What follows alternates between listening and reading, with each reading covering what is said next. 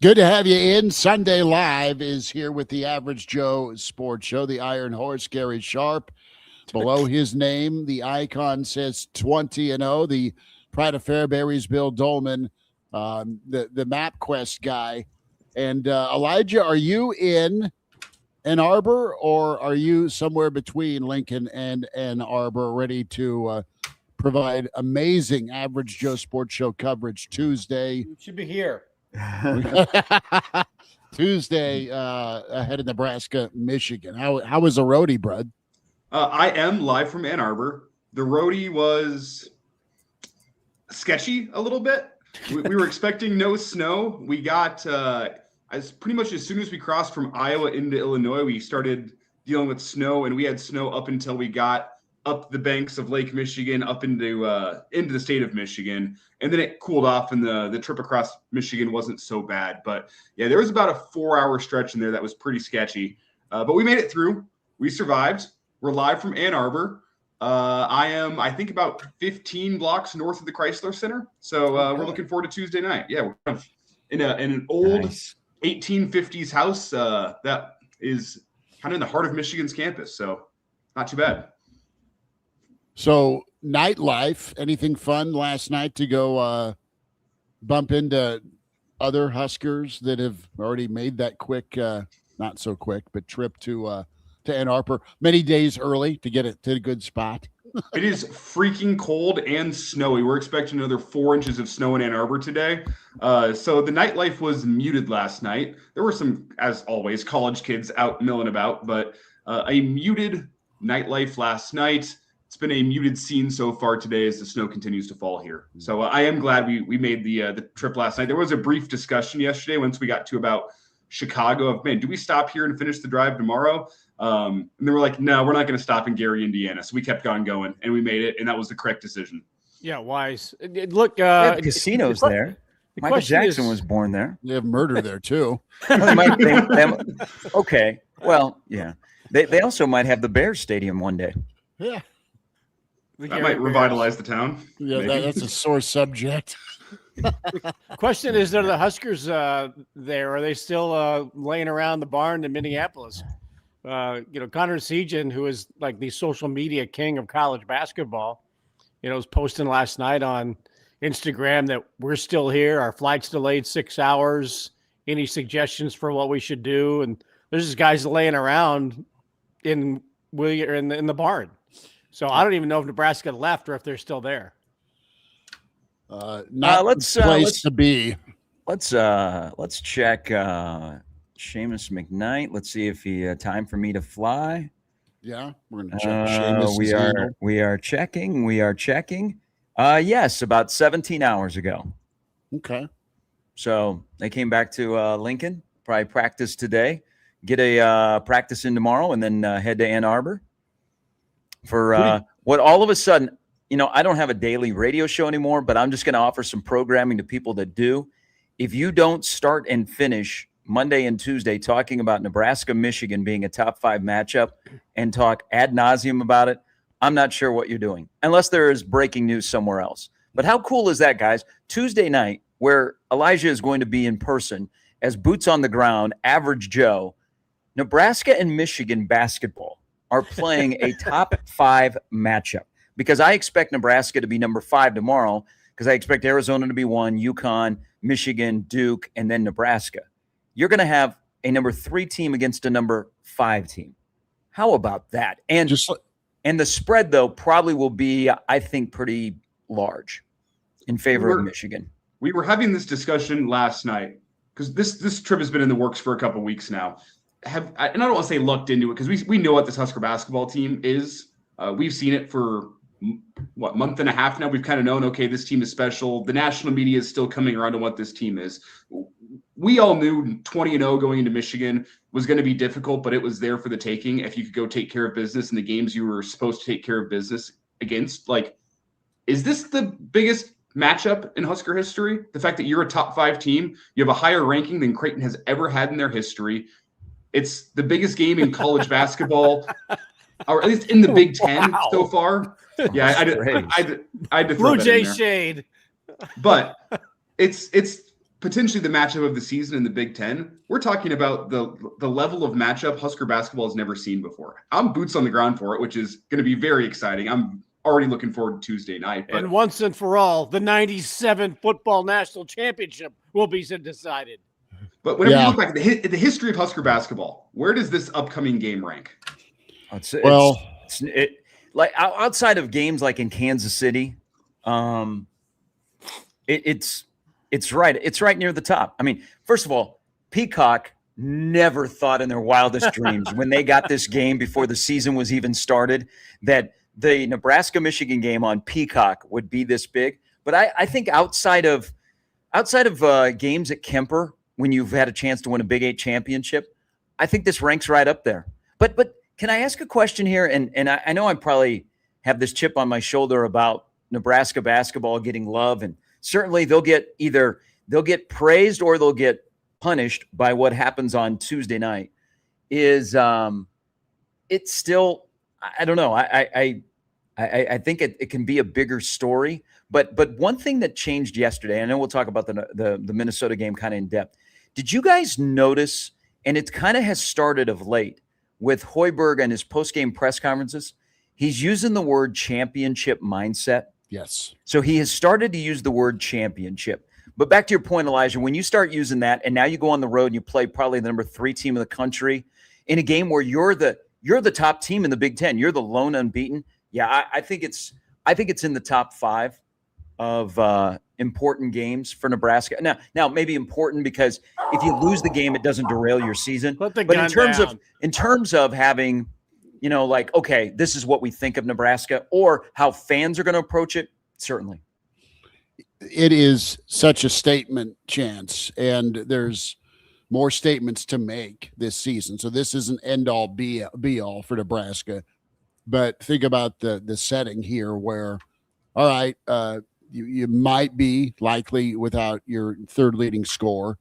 Guys have continued to pick up the slack. The way this team plays and responds just suffocates people. They find their moment, they take over, they put you to sleep, and then they win by 20.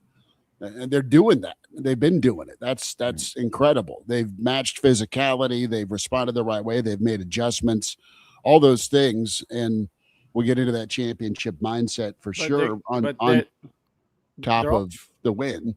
They're also going to be without Sam Hoiberg on Tuesday.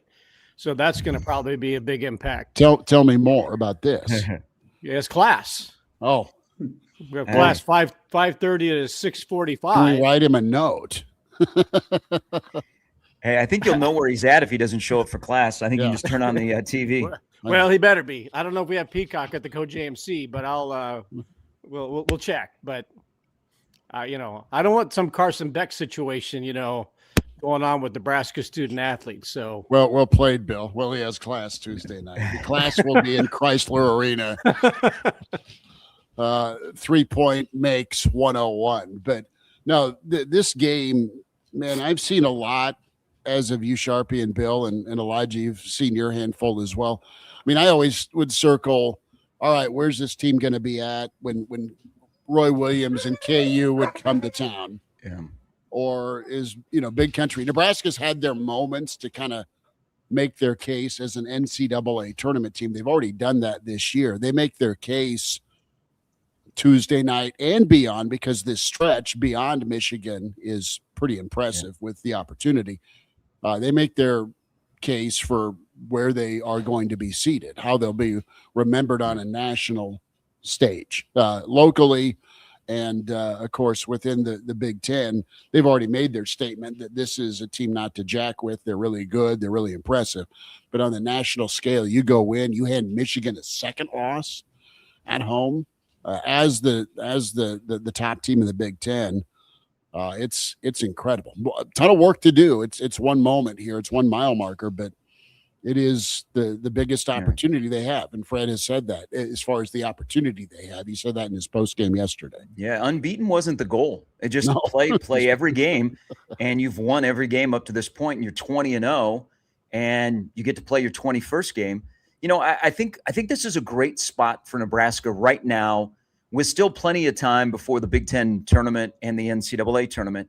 is you've got this, you could include yesterday, a 5-game stretch where you have Michigan. And I think the spread will be anywhere from 6 to 9 as Michigan as a favorite, as Michigan as a favorite, which, everybody that's trying to shoot holes in Nebraska will go, hey, look at that. They're a number 5 team on the road at number 3, and they're going to be a 9-point favorite. Well, do what you will. Just watch the basketball games. And, Nebraska can only control what they can control.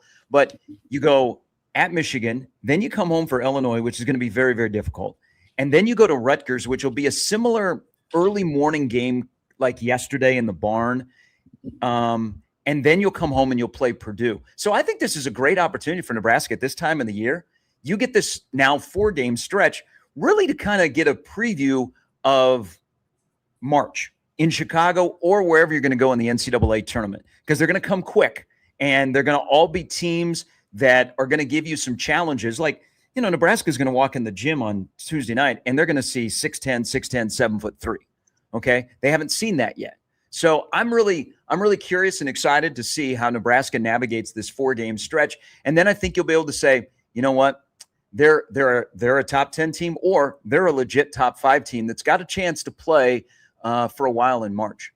You guys think there's the impact of the fact that Michigan's got almost a week-long layoff in between games, and Nebraska's coming off of short rest, going on the road to Minnesota, back to Lincoln, and then off to Ann Arbor? That's one of the things that I don't want to say worries me, but you're giving extra prep time for a very, very good Michigan team and some extra rest time before they take on a top 5 team. That's one of the reasons why, Gary, you talk about probably going to be an elevated spread. That's one of my big factors in this game is Nebraska gets Sunday and Monday to recover from the Minnesota game, and then it's right back on the road. You're off to Michigan. You're not going to have much prep time at all for one of the top teams in the country. Yeah, they played Friday night against Ohio State, and it's one of the 3 games this year that they haven't scored 80 points.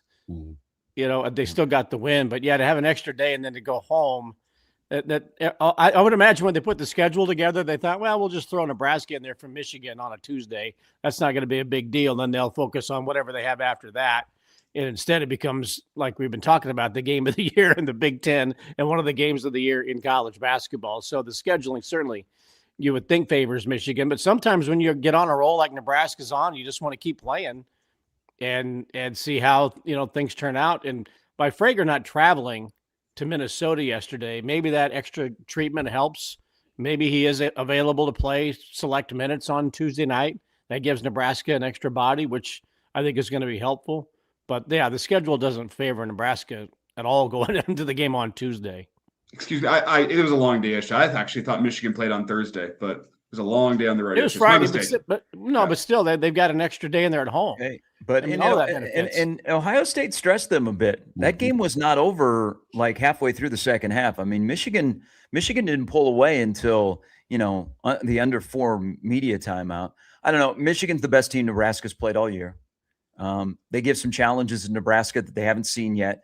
But I also think one thing, when you're trying to scout Nebraska and you run reps in practice, Nebraska is a difficult team to try and simulate in practice with your scout team because of what Nebraska does defensively. It's not like Nebraska throws out 6'10", 7'3", but just the way they play the perimeter. And I think another thing, and this really came to light yesterday in the second half, to beat Nebraska, you have to be in really good shape. Nebraska did a smart thing. And I know that Fred talked about after the game and Sam did about, the coaches got after him and Fred took his turn and Nate took his turn. I bet there was a moment where, Fred said, hey, we just keep doing what we're doing and they're going to wilt.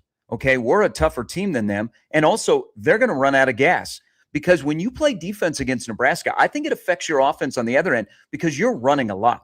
I mean, Nebraska is always passing. They're always cutting. So unless you're playing zone and you're just guarding an area, and most teams play man-to-man against Nebraska, you're running with guys. So by the time Nebraska's offensive possession is over, you might be a little bit winded, and it's going to take you a little bit. And, and Nebraska wants to move up and down the floor. So I think yesterday was a sign of, man, you got to have depth to beat Nebraska, and you got to have guys that are in shape because Nebraska's going to make you work. And also they're going to walk in the gym and say, we can be the tougher team. And so we're going to get physical with you. And I think Minnesota, they looked in the mirror yesterday in the second half and they realized, oh, this isn't us. And then also another thing is where it's tough to simulate Nebraska when you're prepping for them, is Nebraska dares you to shoot threes.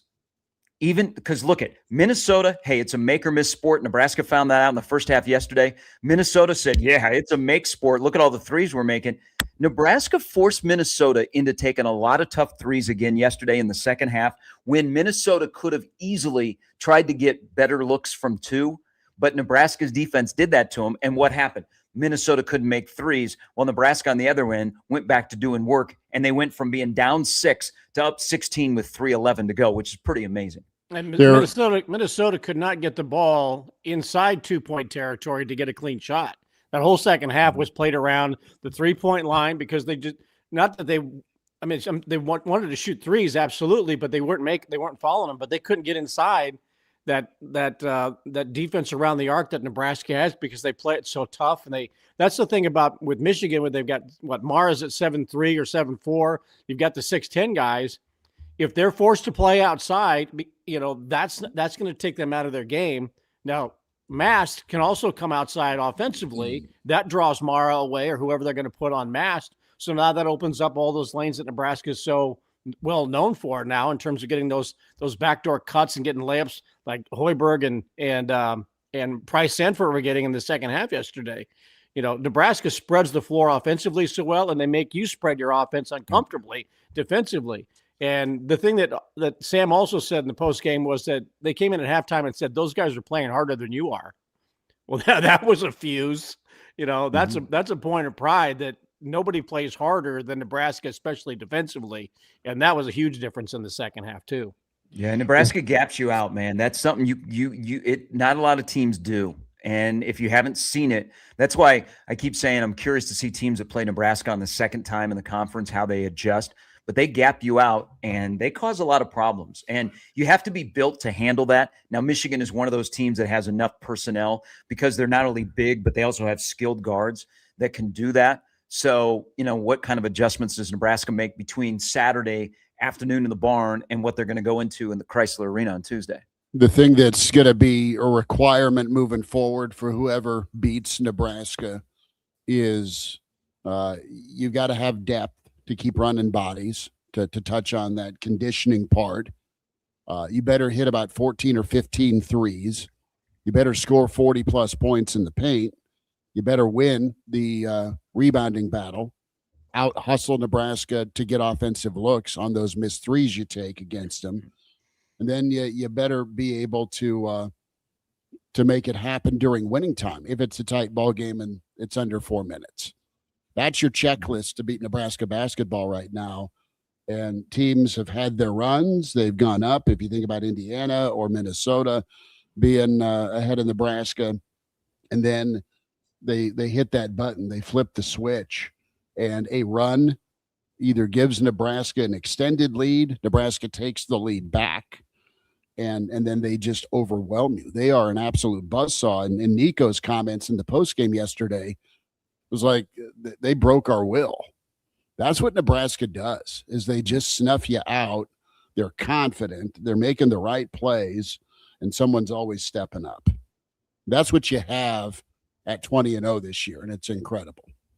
How demoralizing is that if you're a Minnesota player and your coach goes out and says, they broke our will? That would be even more demoralizing than what just happened the previous 2 hours. And how do you find that back now for the rest of the season? Well, I think they were fortunate. I mean, another thing about this Nebraska team, and I think this is when you're an older team and you're kind of steady Eddie, and your head coach, Nebraska, and your head coach is steady Eddie. Nebraska plays against the clock. They don't play against the scoreboard. Like, the only thing that works against them is you only get 40 minutes. Okay. They don't panic when they're down 6. And, as poorly as Nebraska played at times on both ends, to be only down 6, especially when you had some calls that were going against you, and you were like, okay, this is what a road game in the Big Ten feels like when we're unbeaten and the spunky underdog all of a sudden is hitting shots. And Nebraska they play against the clock. That is their only enemy in a game, is that you only get 40 minutes to play. And if you're lucky enough, you get an extra 5 if you keep the game going. But they don't play against the score, because, I think past Nebraska teams and other teams you see around the country that are heavy favorites, and you're like, hey, you should be winning. When they get down like that and the other team's hitting shots, they panic. And Nebraska really never panicked. They just stuck to their DNA, which it's a make or miss sport. So some nights you're going to be on, some nights you're going to be off. And you know what? It's contagious. But Nebraska has guys that, hey, when one guy's not hitting a shot, all of a sudden here comes Jacobson. He hits the corner three. That kind of changed the game. But the one thing that is definite, where if you're looking to Tuesday night and you're like, oh no, here we go. Nebraska's defense is portable. I mean, they get after your ass, okay? And they make you make poor decisions, and they're physical, and they guard you for the entire 30 seconds of a shot clock. That is portable. That can go on the road. That can go to PBA. And when you're not hitting shots, that's something you can hang your hat on. And I think that's an identity of this Nebraska team. Absolute identity. That's where they want to start with kind of how they go win the ball game, right? Defense is going to win it. Defense is going to be the constant. And what's great is that lack of panic factor where, I mean, think about how grabbed and tugged on and shadowed Price was yesterday, where he had two shots. I mean, it's bumper cars as he's trying to run through screens. And then he gets that first three to bounce in, got to the line a couple of different times, and then just gets a little bit of airspace because you break down defensively or there's an extra pass. And then he gets going. It is an eruption. And that's just, you can't say enough superlatives about this Nebraska basketball team. Hey guys, can we do a scorecard here? Man, General Manager Fred, who also, I mean, General Manager Fred and Head Coach Fred were pretty good yesterday. Did Nebraska only play 6 guys in the second half until they cleared the bench? Yes. Because I don't think Garcia played in the second half, right? He didn't. I thought Garcia. He was on the struggle bus in the first half. Gave great effort, but I thought some of the shots were just, man, here's my chance, right? And I'm gonna take some early shots, and it added to a little bit of problems with just the offensive flow. So yeah, they went with Kale in the second half. Can we do a scorecard? Speaking of Sanford, who 22-10, also had 4 block shots. And I think let's pass the hat at the next home game to make sure that Sanford and Frager stay away from the NBA and they come back for another year. But General Manager Fred is on a nice little run here of having wins in the portal. And more than just, hey, that was a good addition. Like wins in the portal that fly under the radar that turn out to be your best players. It's not a win. It's probably the key win, to be frank, with this team, with this team as part of the formula as to why you're 20-0. Yeah, you've got Rink back and he's healthy, and Jamarcus is here. That's great. You didn't know what you were going to get with Frager, off of his red shirt, and then Berke. Where was he going to make a jump? And then you've got Sam, who's Mr. Everything for this basketball team. But then there's Price, and he comes in and has been incredible. Our old buddy TJ Henning put a good tweet out yesterday with old Fran McCaffrey, and it's got a picture of Fran on the sideline. It says, "Hey, I held Price to under 20 a game for an entire season." Wasn't it like 5 point something points per game last year? How? And his brother was the lead guy with Iowa, but it's, you identify a guy who you have a past relationship with and they fit into a system. I mean, we could go back. Did it kind of start when, and Fred was the king at Iowa State of the transfer, but they had to sit out a year. It kind of started with Sam Griesel, right? That was like the turn of, hey, success in the portal, but success in what I want my locker room and my on-floor identity to be in building a culture. And he's kind of added to that. You go Bryce Williams, Juwan Gary. I thought Bandamel was a really good addition. Unfortunately, his career was kind of cut short by injuries. And then you get a guy from Bradley who, let's be honest, all of us, when they're courting Rink Mast, we're like, excuse me? But then you think Fred is really good when they have a playmaking center, especially a center that the offense goes through them that's also a good passer. So then we're like, oh, okay, but they got Casey. And then you transition into getting this year in Sanford. Bear K last year, not good. We had a discussion. Okay. I said, you got to be better. All right. You're stealing money from Nebraska. And look he's not been a problem this year. He has found his role. So I think general manager Fred has really helped head coach Fred to get to this point with his roster. But Fred, not chasing the high dollar guys, but chasing the right guys in the portal, has really started to take this program and start to move it up, because there is, Fred has always had this leniency to not play high school freshmen, or college freshmen. They're coming out of high school. He gets those guys, but they very rarely see the floor. But all of a sudden you got Rhymes that's redshirting. You got Rice that is on the way. You played Frager, who was a redshirt freshman. So I don't know. I think the composition of the roster also Fred should get a lot of credit for. I agree about with Griesel being the one who has been the hinge from what Nebraska was to the identity of being the out hustle, defense, physicality, pride in the program guy. He brought a Lincoln guy back. He had 1 year to make good, and he did it. And that, I think, changed. He was the guy who changed Nebraska's identity. And then on the heels of that, or on the coattails of that, was Sam getting some playing time, because he was playing like Griesel, not the height, not the scorer, but just somebody that was out there that was busting his ass and making a difference in just effort that Nebraska fans, no matter the sport, appreciate. And so Sam goes from being following Sam Griesel to being somewhat of an identity player to being a main player that he's had the benefit of having more than 1 year. Like Sam Griesel, I think everybody appreciated him for the time that he had, the brief time that he had. But Sam Hoiberg has been able to be there, providing that identity for players who come into the program, that this is how we play. He and Reich Mast are best buddies. And I think that's been the continuity of that type of player has been significant. And that has to be the identity that they have going forward in terms of whoever they bring in once those guys are gone. How does Fred maintain the identity of the players who are just busting their ass and willing to sacrifice it all? That's hard to find in the program, in college basketball. That's what they got to find, another guy like that. Hey, Elijah, let me ask you something. When you go out and about in Ann Arbor the next couple of days before the game on Tuesday, and somebody says, hey, where are you from and why are you in town? When you say I'm from Lincoln, Nebraska, and I'm in town for the Nebraska-Michigan basketball game, what do you think the reaction will be?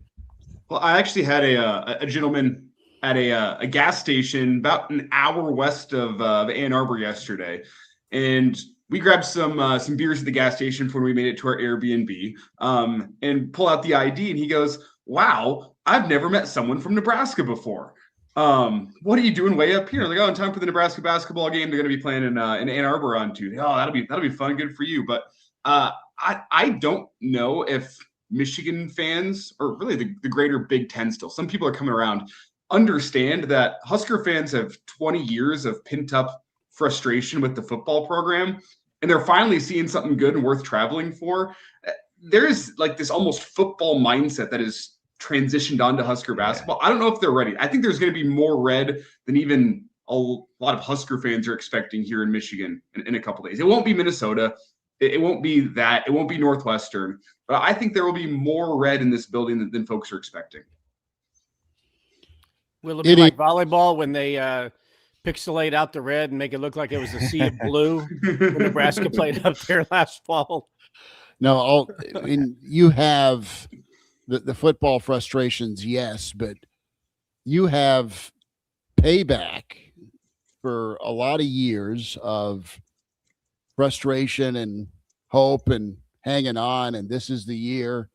And the difference is you're a lot of years waiting to get to that bubble talk in February, right? Or where's the team at in March from a record standpoint in conference? Are they right there?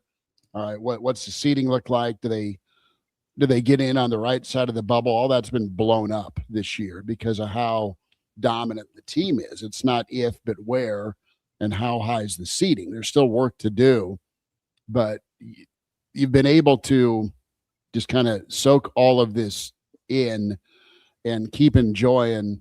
I don't want to say surprise, but keep enjoying the beauty of what you get to see, because this team is fun to watch and they're fun to root for if you're a fan, because of how they play, how they go about it, and then how they have this kill shot once a game where they take over and squeeze the life out of a team. I mean, it's been a long time coming for Nebraska basketball fans, and you got to be happy for them. Let me ask the question here, and it's a conversation I don't think anyone wants to have, because Nebraska, you look around all the sports not named football, and there's a maybe not dominance, but there's a high level of success in just about every sport not named football. Would Husker fans trade being a national title contender in almost every single sport except for football, while football stays middling? Would you take that trade? No. And football's where the money is, but that's what you're looking at right now. Remains middle. Football's still your identity.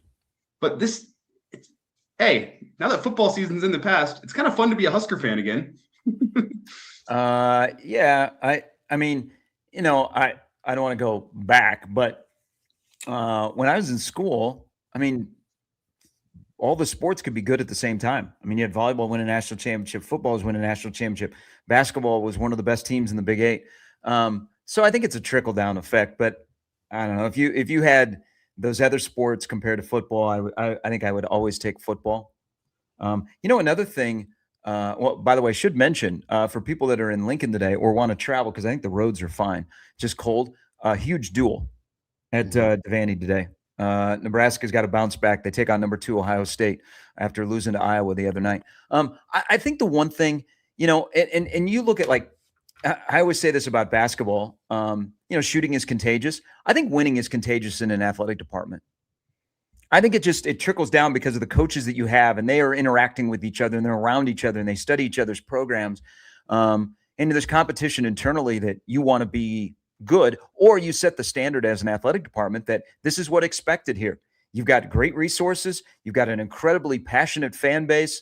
You got a good school to go to, a safe school to go to. It's an easy school to recruit to because people on both coasts, North and South, they know, where we're at and what Nebraska is. I think you set the standard of we compete for championships here, and don't be afraid to say it out loud. Now, some sports, it's realistic. Some sports, it's like, but you know what? The landscape of college sports is changing by the minute. And last week when you said we can't do it, this week you can say we can find a path to win a championship at a place that's never won a championship. You just got to have the right people. You got to have the right people in charge and the right support, and then get out the way. I mean, for the most part, I always say this. Fred Hoiberg, early in his career, was helped because Nebraska football was failing. And so there was so much attention on Nebraska football that Fred was able to figure it out on his own. Okay, I can't have these guys around me. I got to make an adjustment. So I change my staff. I change how I recruit. And then Fred was able to let his program grow. And they let him let it grow on his own. Nobody was, Trev wasn't hanging over him going, all right, you got to do this. The only thing Trev was doing is, hey, why are we spending all this money? He didn't say, I think you should be playing this guy. So I think you hire the right people, and then you just get out the way and let them do their job. And, those are the best athletic directors that don't middle. We've seen enough middling from the power chair in Lincoln that just run programs into the ground. But they've got coaches there at Nebraska that have been in, a lot of those coaches have been in their current position for a while. There aren't a lot of, in the marquee sports, men and women, new head coaches. Danny Busboom Kelly's going into her second year, but we consider her a Nebraska. She's been here for a while because she played here. So I think it's a trickle-down effect. And, look at the momentum of what Nebraska men's basketball is doing. You don't think that impacts Amy Williams? I mean, you see a lot of places where the men and women are very good together. And I think it all goes hand in hand. And, maybe it changes for football. But I will say this, football can learn a lesson from Fred's team. Get old, stay old. And also have continuity with your staff. Yes. Having Nate Lesnar and Ziegler and Howard together now for a while is a huge benefit. And you also look at their support staff. There aren't a lot of new faces on Nebraska basketball support staff. A lot of those guys have been here for a while. Nebraska's strength and conditioning for basketball is incredible. Can we say that for a moment with how limited the rotation is right now by choice, aside from the injury? And how many times have you seen Nebraska get winded, get tired, get beat up with this schedule? How many times have you seen them not be the stronger basketball team in the final under 5 timeout? It's the opposite. Yeah. So, we talk so much about the NCAA tournament, where Nebraska is going to be seated. A double bye in the Big Ten tournament at that stage of the season would be massive. It's not just an extra day or two off. It's an extra day or two off from prep and playing. Earlier we were talking about Michigan playing on Friday night. They've got an extra day or so. They don't have to travel. That's the schedule as it works out in the regular season. But conference tournament times, and you guys have all been around them, and you've been behind the scenes for them, and you see how much goes into the shoot around day. And then the next day, if you win, you are scrambling to remember what you did in the regular season against that team in your first and or second meeting. And you've got to do it all in 24 hours. And then you got to do it again if you win, and do it all again in 24 hours and ramp it up. And very, very rarely do you see a first day team make it all the way to the final day. And I think, didn't Nebraska do that a couple of years ago and make it to the championship game? But it is so difficult to ramp it up. I mean, it's like exponentially. So if Nebraska gets a double bye with this maturity and how to prepare for it, I'm not saying that they're going to win the Big Ten tournament or even that that's a necessity, but going forward beyond Chicago and getting into the NCAA tournament and hopefully having a decent travels, schedule, which we're talking about Oklahoma City, that could, that's going to be an easy trip. I remember when San Diego State had a great team about 10 years ago under Steve Fisher. They were one of the best teams in the country, and they get rewarded with an NCAA tournament bid or whatever it was, and they sent them to like Rhode Island, and a team that should have won and maybe been a Sweet 16 team. All the work they did in the Mountain West tournament, making it, and then getting to the NCAA, it just wore them out. They had no chance. So Nebraska's schedule at tournament time could be really significant if they can get that double bye. Hey, how come they don't have flex scheduling in college basketball when it comes to times and networks? They haven't called you. That's why. They need to call Gary Sharp, the Iron Horse. We had this conversation a couple weeks ago when we were looking ahead to the Michigan game, and I had to ask the question, can you flex college basketball games? Nebraska's never been in a place where they've been a team that's been wanted, like, oh man, maybe we could get them on national television. When have you ever said that about Husker basketball? Well, I look like yesterday's slate, the Big Ten doesn't have a contract with ESPN, but like you could move some teams into some better slots. And again, the schedule is set well before the season begins, and no one in their right mind thought Nebraska would go to Ann Arbor 20-0. And so Peacock is like, okay, we'll take that game. I mean, the Illinois and Purdue game are on the Big Ten Network. I mean, Nebraska, I'm looking at the schedule here. Nebraska is, well, let's see. No, wait. Illinois is FS1, so that's not bad. Purdue is FS1. But some games can be moved around on the big scale where, Big Fox. What if Big Fox on a Saturday night had an open window and they just picked like 2 weeks out and they moved a game there? I mean, did we really need KU and K-State last night in the 7:00 primetime window on Fox? No, but at least it's better than the another episode of Cops. At least we're getting. Is that still on? I don't know, man. I just threw it out there. I never watched that show. You know why I never watched Cops? I was afraid I would see relatives on there. True. Because one time they were in Des Moines, and I'm like, oh my God, my mom's side of the family, there's some sketchy guys. I'm going to see Uncle Floyd being chased out of his house in his boxers. Or there's Jimmy. He's not going to be at the reunion next summer. I don't know why NBC took a turn there. My fault. NBC could, I could say, look, let's put it on prime time. That would be a network decision. They could certainly do that. And I think that the NBC Sports Network is back running on YouTube TV. So I don't think people necessarily have to have Peacock. All right, guest host joining us. Good. Junior says good morning. Yeah, good morning. Hey, at least you know what? The one thing you get with Peacock, I think they do a great job in their presentation. I'm watching True TV and TNT yesterday, and they've got Big East games. Man, ESPN's look I don't like, But when you get Peacock and then you get TNT and True TV, that's a great look. I mean, Peacock is, not Nebraska being part of the Big Ten, but the Big Ten's relationship with Peacock, getting games on there. We've watched football and we've watched now plenty of basketball, men's and women's. Man, their presentation is pretty good. And that picture is fantastic. Yep. Solid for sure. Good coverage. The place that's got the better looking pictures whenever you're actually on site in Ann Arbor. You get to watch it with your own two eyes, I just love the fact that Elijah saw this opportunity and 3 weeks ago was like, dude, I'm going. Uncle got tickets and you're there ahead of time. So aside from the snowfall and the ice in Ann Arbor, what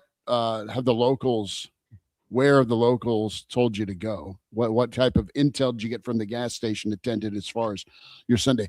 Are you going to Airbnb it for your beloved Denver Broncos today? Or are you going to go to a bar that has some great wings? And are you going to watch NFL the right way? I think we're going to try to go to a bar. We haven't had a chance to talk to locals. We got in so late last night, and we had the rental car had a bit of a tire issue, so we've been filling up the tire, and we got to go figure out maybe get a tire patch today. Who knows? So we got into Ann Arbor. I did forget that Ann Arbor was in Eastern time, so whenever you're going the entire trip and it's like, oh yeah, 10:45 p.m. arrival time in Ann Arbor, and then you cross into Michigan and it goes 11:45 p.m. arrival time in Ann Arbor. We didn't make it to our Airbnb last night till about 12:15 Eastern time, so not many locals to be seen. And again, as I said, with some of the winter weather, the nightlife seemed muted last night. Haven't had the chance to talk to many locals. The gas station attendant did say, and he was from a smaller town in Michigan. He said that him and an ex-girlfriend had come to what he called the biggest mall he'd ever seen in his life. That was his recommendation for Ann Arbor. I wasn't Twin Cities. Yeah. Hey, so you got to go to Zingerman's. If you've never been to A2, you got to go to Zingerman's. I had about 3 people text that to me yesterday, and a couple people in my Twitter as well say go there. There's a good watering hole called the Rabbit Hole. That is a good place. I don't know. I would necessarily consider that a sports bar. I don't know. I was not enamored. My first trip to A2, like the big house to me was very underwhelming. Like it's such an odd place because there's only 15 rows that are above ground. Yeah, and you walk in and you're like, oh, please God, I don't want to be sitting in the second row because you got to go down like 80 rows of steps. But it wasn't as loud as I thought. I was kind of disappointed the first time I went to the big house to see a football game there. I thought it'd be like this incredible, monumental shifting. Oh my God, I'm in a cathedral. And it was just a mammoth place that wasn't as loud as it was advertised. Speaking of the big house, any headlines about Sharon Moore while you're since you've been there and going to the big house? Didn't he have like a hearing this past week? Yeah, he had a court appearance last week. Hey, you'll probably see Kyle Whittingham. I noticed he was at the Ohio State Michigan game on Friday night taking pictures with fans. So you're going to picture with him? He's out clearing driveways, right? Hey, he was in Omaha the other day because the Outland winner was from Utah, and so his former coach and his current head coach were both here. But I think Whittingham is everywhere in Ann Arbor, so you'll probably see him. I expect a selfie with you and the head coach of Michigan. I'll try to get that done. We'll see. See if he asks you to go ride Harleys later today, tell him it's a little bit too chilly for you. My focus the rest of the afternoon will be on my Denver Broncos. There will be no time for Kyle Whittingham, no time for Michigan. It's all Broncos all the time for me this afternoon, hoping for the best. Want to go football here for 2 seconds, get the panel's reaction.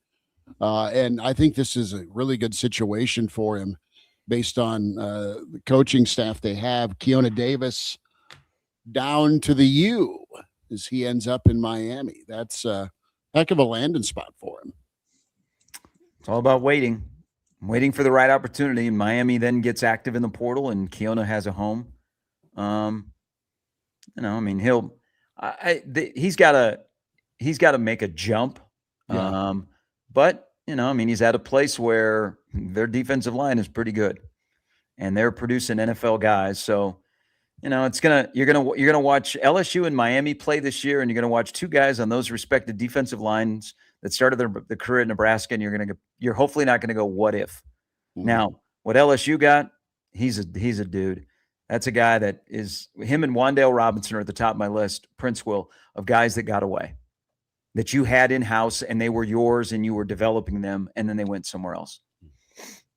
Well, and is everything clean and clear from the Ole Miss to LSU jump, or is that problematic for Princewell?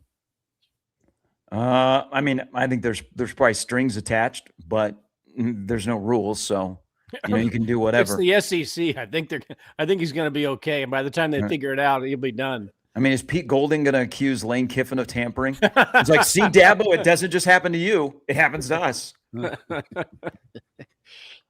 Firsthand, right? So, Elijah, how we feeling? What's the word? Denver get it handled today, or at least do they cover? This will be a competitive football game. Drake May on the road, his first playoff road environment, and for a lot of the Patriots team, their first true road playoff game. Denver, Mile High is a tough place to go and play, especially against that Denver defense who, let's be honest, as a Broncos fan, I say this, the Broncos offense, even with Bo Nix this year, has had some games where they put a big load on the defense to go and shoulder, and the defense has stepped up to that challenge about every single game. I expect the defense to step up to the challenge today. I was really hoping that J.K. Dobbins would be activated off injured reserve. He would have been huge for the Broncos rushing attack. R.J. Harvey and McLaughlin, they've been fine, but J.K. Dobbins was a difference maker in that backfield. He's not activated. That might be a potential difference-making non-factor for the Broncos, the fact that Dobbins isn't going to be a go today. But the Broncos defense, they're gamers. They'll keep Denver in this football game. And Stidham, I've seen some people say it's not a big drop-off between Bo Nix and Stidham. That's not true. In terms of arm talent, sure. In terms of leadership, in terms of a guy that's just a gamer, the athleticism that he brings, his ability to go throw on the run, the team rallies around Bo Nix, and Stidham doesn't bring that. But I expect that this Denver team will hang. I would not be surprised if the Broncos got to win this afternoon. I would give the advantage to the Patriots, but this Denver defense should keep them in the football game today, and it'll be fun from start to finish. The better game is probably the NFC game. Broncos game, I'd expect to be a little bit of a slugfest, but regardless, got my fingers crossed, hoping for the best. Maybe not expecting the worst, but expecting the fact that the Patriots are, I mean, they got their full arsenal and the Broncos don't, but I think the Broncos can hang. Home field's a difference maker there. Our old buddy pharmacist Jeff is out in Denver for that. What about the Rams Seahawks? Mom and Junior have been big-time Seahawk fans going back to the days of the Legion of Boom. Kelly Stauffer, not quite back that far. Kurt Warner, I'm a Jacob big fan. Green, Billy, Mr. Zorn, Steve Largent. That's nice. The fat dog just opened the pantry door. Excuse me. On that note, I think if you're going to pick an upset today, I would pick the Rams. I think on paper, the Seahawks are the better team. They've been explosive through the postseason. Their offense is fantastic. But why the Rams have a fighting chance? They have a better head coach. They have a better, more experienced quarterback. And they have a roster that has more experience in these moments. Now they have to go play it a third time. Now they have to go and play at a tough road environment. I mean, you got two of the toughest road environments in all of sports, not just the NFL, with going up against that 12th man in Seattle, and then Denver not only going against the fans, you're going against the altitude as well. The two teams playing at home today have two of the biggest home advantages. But man, that Rams team, I wouldn't bet against them. McVay's a great head coach. You have a quarterback, Stafford, that's been there, that's done that wants one more. That wide receiver core is nasty. The defense does just enough for them, and they've got experience in the tight moments so far this postseason. If the game tightens up, how does Seattle respond? That's an unknown. So I'm with you, Gary. It's two live underdogs, but the Rams are especially live with just how much playoff experience they have. Yeah. Line is out for Nebraska and Michigan. DraftKings, Michigan at 9.5. Not a surprise. Not a surprise. Exactly what I thought it would be. They're probably looking at like an 81-72 type game. And 153.5 over under. Hey, can I throw this out there? Because there's also Gary just nailed it again. Gary, Gary, you picked 9.5, and then you just predicted the over/under almost perfect. Holy cow! What sources do you have? I've had a lot of time on my hands. He gets a lot of phone calls. What do you think? Okay, so Sharpie? Tuesday, it's going to be kind of cool because a Tuesday in late January, everybody's going to be talking about Nebraska basketball and getting ready for a game that night. Like sports bars are going to have people watching Nebraska basketball on a Tuesday in late January and a monster game. But also on Tuesday, the Big Ten puts out their schedule. Do you guys think, because we were talking yesterday, I'm going to immediately go to what their March schedule looks like, do you think Nebraska will play a Friday night game either at home or on the road this upcoming year? I think they're going to outside of the Black Friday game. I think they'll have a chance to do another Friday night, and then maybe with Illinois on the schedule again. Maybe they just played at home on a Friday night. That was the Illinois game 2 years ago. I would think maybe they'd be on the road again for a third Friday. Well, I do know that Nebraska. So when Nebraska was told they were going to play a Friday night game, they know they have to play one more Friday night home game before I think like 2032. But if you're looking at the schedule, Nebraska's got, Ohio State, Indiana, Oregon are 3 marquee games. I think a sign of progress for this year, among other things, is one of the national college football shows needs to be in Lincoln.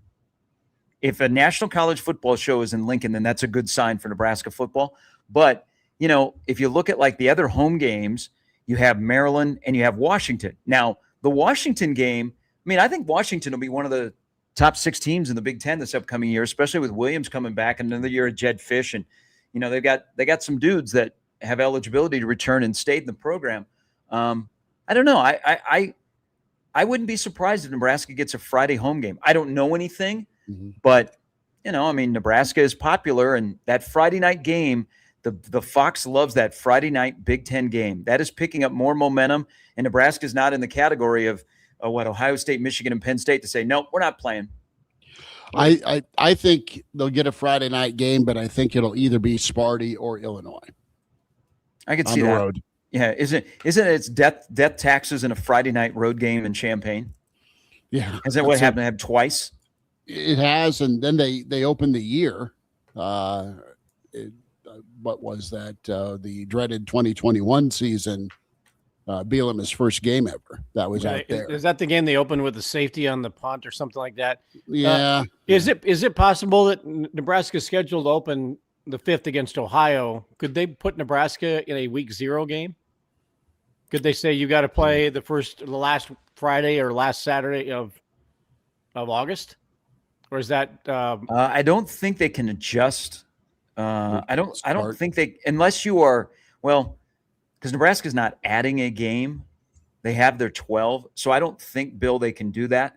But, we all know there's going to be a push to move the college football season up so that you can possibly end on January 1 or January 8th, somewhere in that range. So it's not a 2-semester sport. But who knows? Because I don't know if you guys have looked ahead to the calendar for the playoff, which is staying at 12.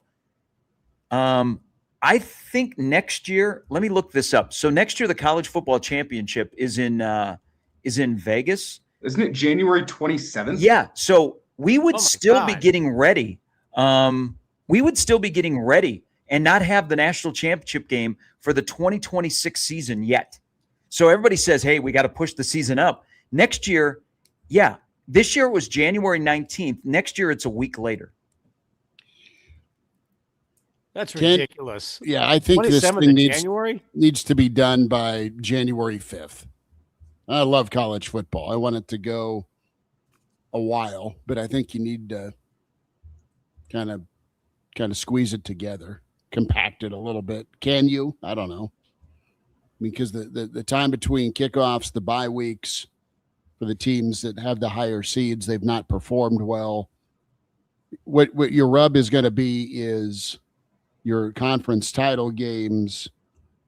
That would be the ideal week, right? To to start your playoff run, but you still have your conference title games. Can you just move the season up to the end of August? Can you make week 0 your week 1? Well, that's why I wonder when you look at the schedule, Nebraska, September 5, 12, and 19, and you're going to put the conference schedule together. Do you say, all right, Nebraska, Illinois, you're going to play August 28th?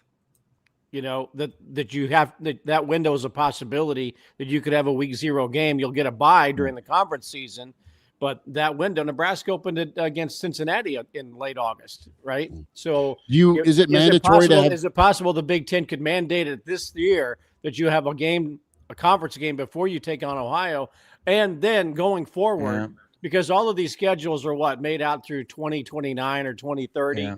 For the most part, they would have to have some type of agreement with conference coaches and administrators to say, all right, we know you are set with your non-conference schedule, but we are mandating that you may have a conference game, all of you leagues, SEC, ACC, Big 12, whatever, you all may play a game or even 2 within the last 2 weeks of August. That's just the way it's going to be going forward if we're going to get control of the schedule so it doesn't go so deep. Yeah, is this bye weeks or no? Is that a mandatory thing? Yeah, you know what? I was just thinking about that because Nebraska goes the 5th, the 12th, the 19th with games already scheduled, and their tour of the MAC. I don't know if this is a double bye season, but I think now looking, so it's January 25th next year in Vegas is when the national championship game is. This might be another double bye season, which makes, does Nebraska, get a bye in the month of November? I'm just very, very curious. I mean, we'll all do this on Tuesday, go win-loss, win-loss, win-loss. But I think the order of the games is pretty important if you're trying to map out your season because you start with 3 games in 3 weeks. So I don't know. I think the whole college football calendar needs adults in the room to sit down and figure it out because, I mean, we would be a year from now, we'd be sitting here previewing the national championship game in college football and the regular season will have been done 2 months ago. Yeah. That's crazy. One of the first changes. I mean, the NFL gets it done in a month. Yeah. FCS basically gets it done in 6 weeks. And they do take a little time off because they want their national championship game to be on that Monday. But I mean, we don't have a week off between week 18 and the wild card round of the playoffs. Why do we get a week off for the college football after the conference championship weekend? Why don't you just put the first round of the college football playoff that following Saturday? I know it's Army-Navy, and I love Army-Navy. I'm one of the big proponents. That's one of my favorite games of the season. But why don't you play college football playoff games that following Saturday? Let Army-Navy kick off your triple header. I would almost rather have Army-Navy kick off the season. Okay, good call. But, there's a push to have that exclusive day for Army-Navy. But this year, it seemed like Army-Navy didn't get as much attention as it's gotten in the past. And then you also factor in, I mean, we have to also say, hey, Army and Navy, they both could have a chance to be in the playoff. It just, I don't know who, I don't, we're trying to figure out who's governing, and is it going to come down to the conferences? We don't want Congress, but is it going to come down to the conferences that govern each other? But who's going to be in charge of the calendar? Because it is, and next year, the season will end. So, whatever Black Friday is next year or this upcoming November, 2 months past your regular season is when your postseason would come to an end. You can't have that. And nobody wants that. Like coaches are like, no, I want to get this over January 1 or January 8th. I'm willing to move my season up, not move my season back.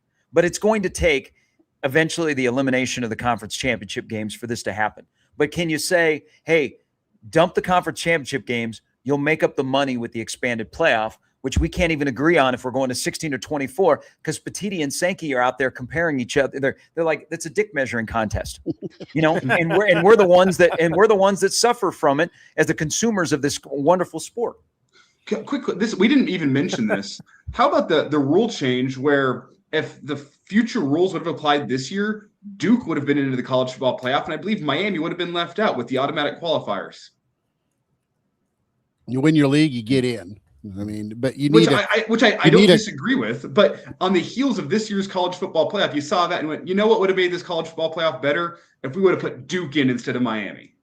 Well, and the ACC needs to clean up their tiebreaker stuff. And the other part of this is, as good as Miami became, and their run through the postseason was nice, don't lose at SMU and don't lose at home to Louisville.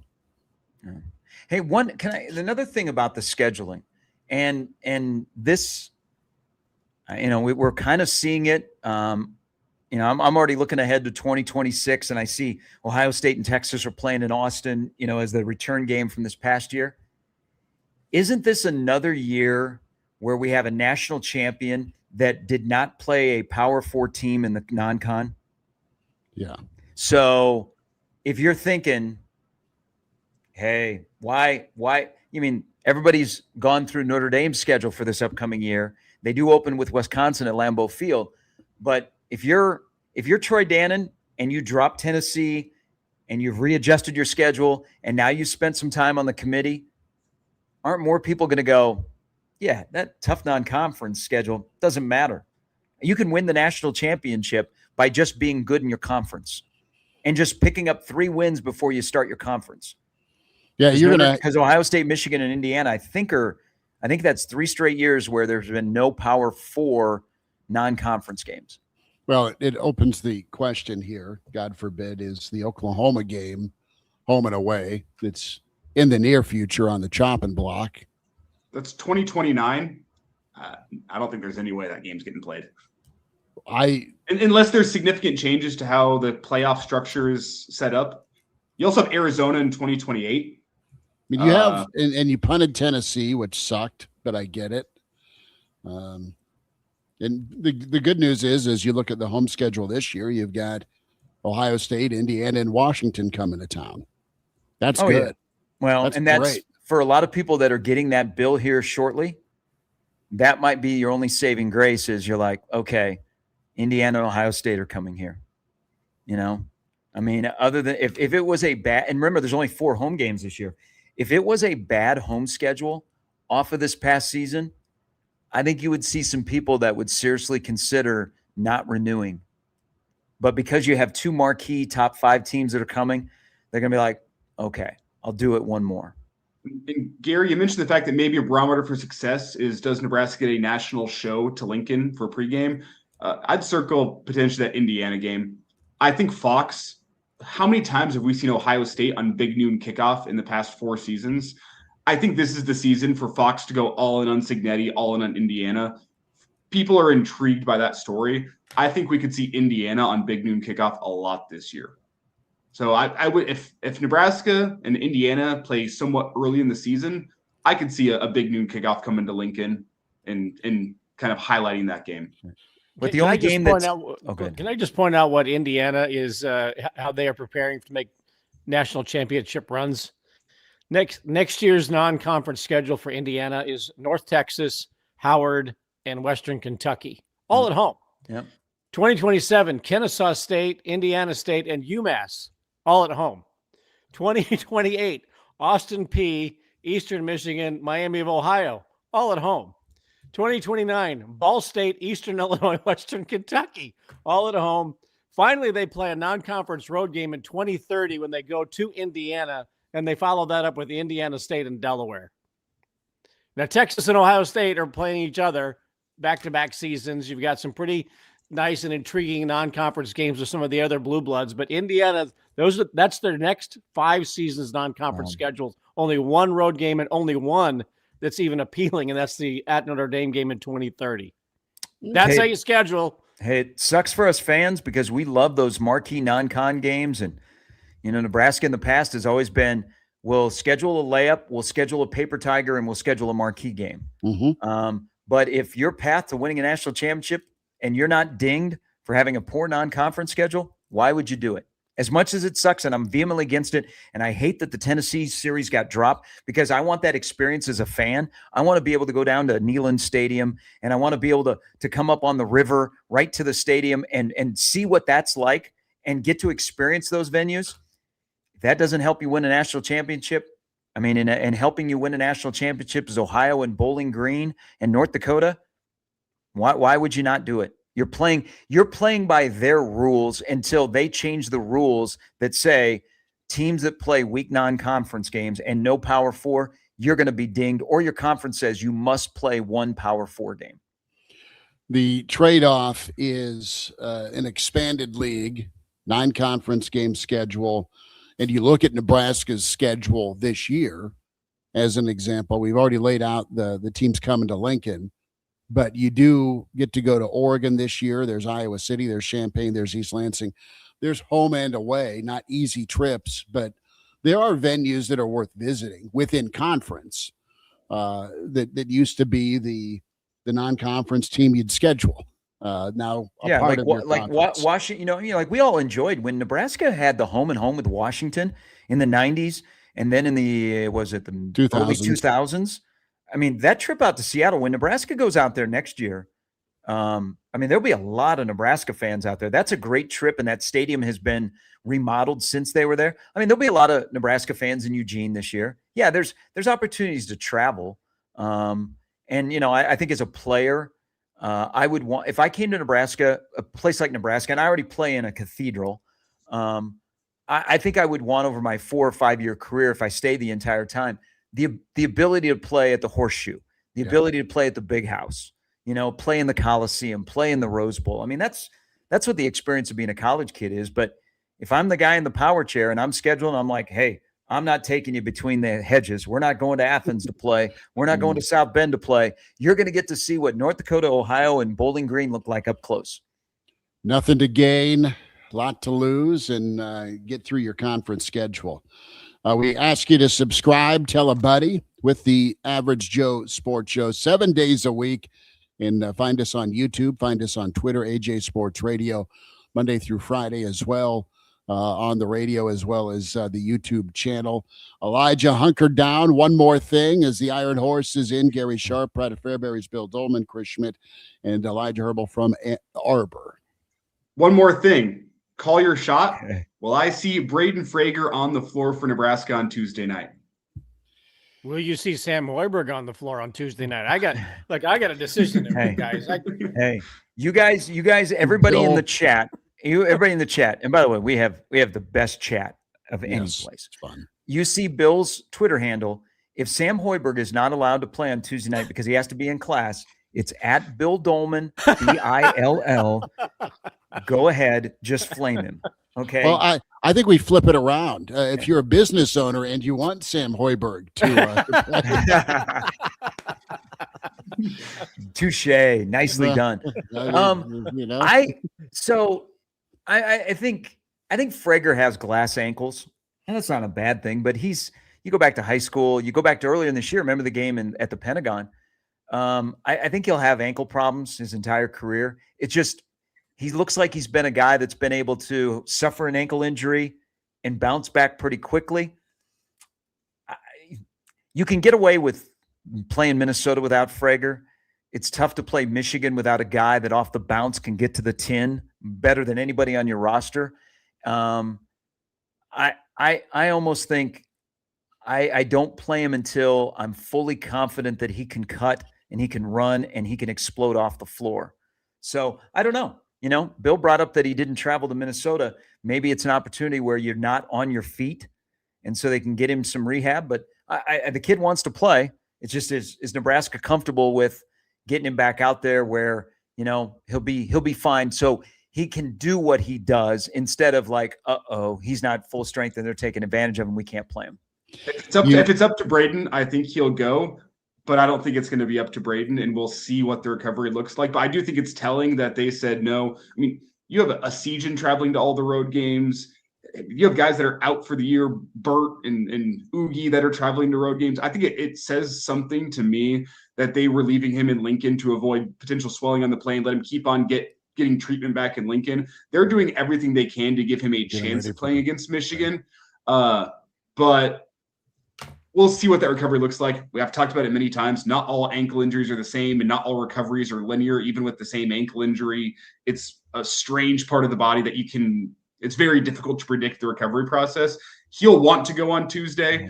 I bet you they'll make that decision come tomorrow and maybe give him a little run out at practice and see how that looks. But if it'll be up to him, he'll go. I don't think it's going to be up to him, so we'll see. Hey, this battle to be freshman of the year. I mean, we saw what Wagler did yesterday. That was nuts. Oh yeah, my so God. Frager has to respond. How fun I'll tell you, this little 4-game stretch is great for the Nebraska basketball fan to not only get a see where you're at the end of January, but man, if you love hoops, you get Michigan, you get the trip to Rutgers, or no, you get Illinois a week from yeah. today. So next Sunday, so you go Michigan, Illinois, and then you go to Rutgers for a sleepy noon local tip-off, and then you come home for Purdue. Man, that's when you're a good team, that's the luxury of playing in the Big Ten. You get all these great teams you're playing against, and oh, by the way, 2 of those 4 are at home. So, Don't kid yourself.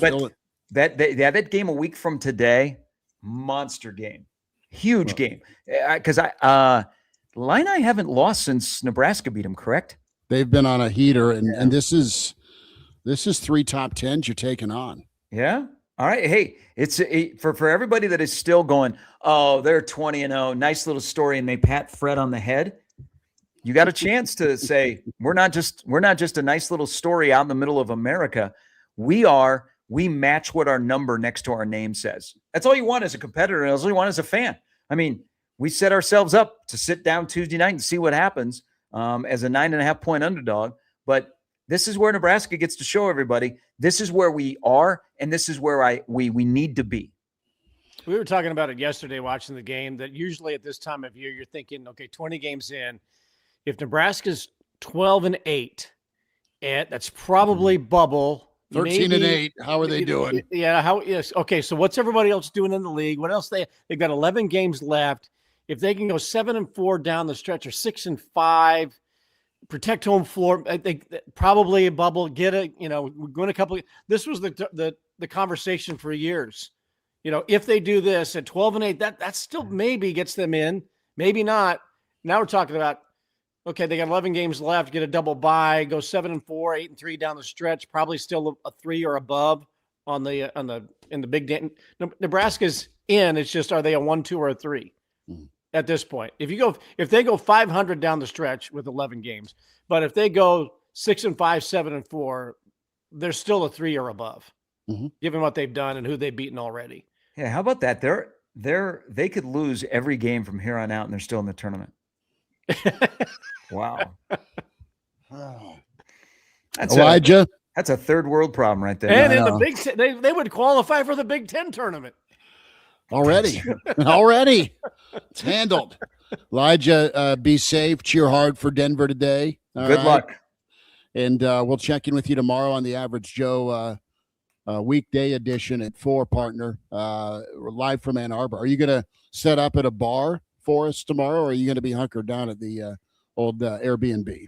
It's going to be freaking cold again tomorrow, and I think we're going to go try to see a bit of campus tomorrow. Go see what this Michigan student experience is all about. So I have a feeling I'll be hunkered back down here at the Airbnb, but we're kind of playing it by ear. We came into Ann Arbor with minimum plans, and we're just going to see where the wind takes us. Well, it's a good thing you have some mixing bowls behind you so that you guys can bake there, and then you can clean up your mess and also make sure that COVID does not hit the Airbnb there in Ann Arbor. You got all the ingredients up there, the Clorox wipes. Are you going to make your magic brownies, Elijah? No, we can even make music. Oh my God, he's playing the. Hey, what are you paying for that? This Airbnb? Yeah. My uncle has it covered, so I don't know. Your uncle doesn't have much money, judging off what's behind you. You said it, not me. That's kidding. Elijah, be good. Thanks for checking in on the road. Sharpie, good to see you, brother. The Iron Horse with us. Proud of Fairbury's Bill Doleman, Chris Schmidt back at you next time on the Average Joe Sports Show.